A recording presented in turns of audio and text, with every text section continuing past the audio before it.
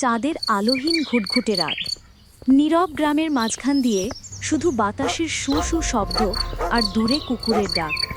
সেই অন্ধকার পথ ধরে একা হাঁটছে ১৬ বছরের রাহাত। কারণ আজ তার বাবার ওষুধ আনতেই হতো।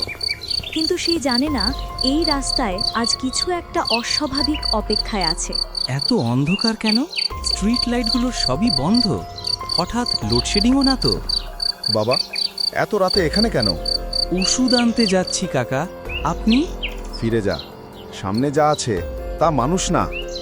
রাহাত ভয়ে জমে যায়, চোখ বড় বড় করে তাকিয়ে থাকে। বৃদ্ধের কথায় রাহাতের শরীর কাঁপতে থাকে। অন্ধকারের ভেতর থেকে যেন কারো শ্বাস প্রশ্বাসের শব্দ শোনা যায়। ঠিক তখনই টপ টপ টপ কারো পায়ের শব্দ শোনা যায়।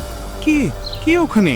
কেউ উত্তর দেয় না, বরং শব্দটা আরও কাছে আসে। বৃদ্ধ তাড়াতাড়ি বলে, বাবা দৌড়া, পিছনে তাকাস না।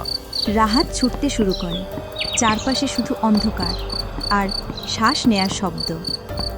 কয়েক মিনিট দৌড়ানোর পর রাহাত হঠাৎ থেমে যায়, কারণ রাস্তার মাঝে একটা আলো দেখা যাচ্ছে, একটা লণ্ঠন। আর সেই লণ্ঠন হাতে একজন পুলিশ। এই সময়ে এখানে কেন? শুনেছি আজ রাত রাস্তাটা বন্ধ। স্যার, এক বৃদ্ধ আমাকে বাঁচালো। বললেন সামনে মানুষ না থাকা কিছু আছে। বৃদ্ধ? এই রাস্তায় তো বহু বছর ধরে কেউ থাকে না, আর তোমার পেছনে কেউ ছিলই না। সত্যি কেউ নেই? পুলিশ রাহাতকে বাড়ি পর্যন্ত পৌঁছে দেয়।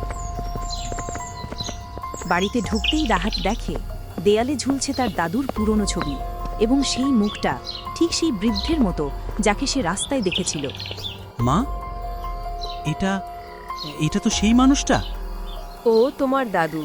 তিনি তোমাকে খুব ভালোবাসতেন। মরার পরও মনে করেন তুমি বিপদে পড়লে তিনি পাশে থাকবেন।